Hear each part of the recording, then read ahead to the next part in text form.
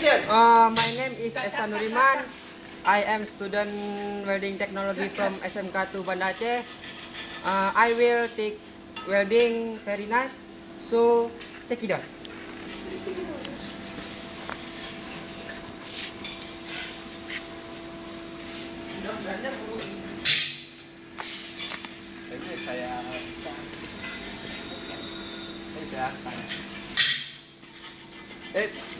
Boy, belakang dia.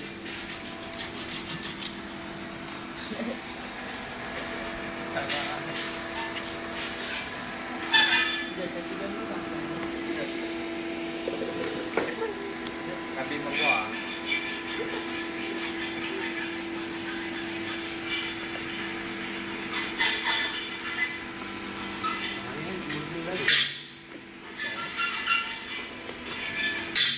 Jangan lag-lag.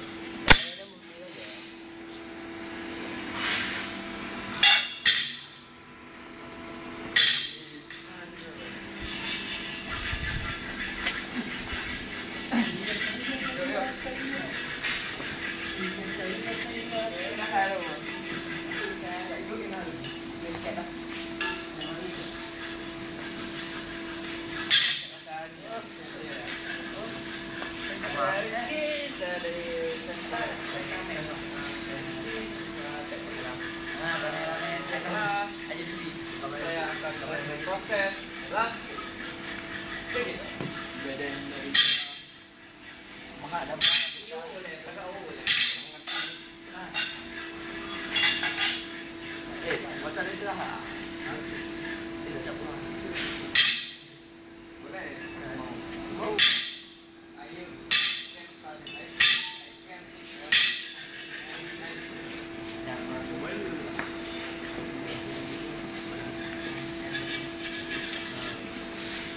baik, nama bukan baik.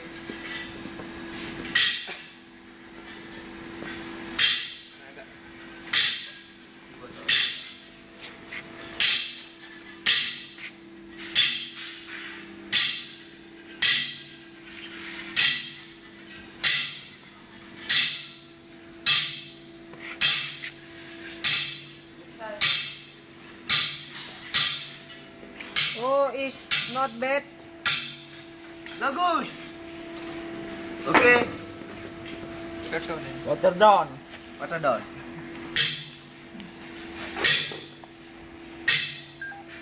Yang ada. Good.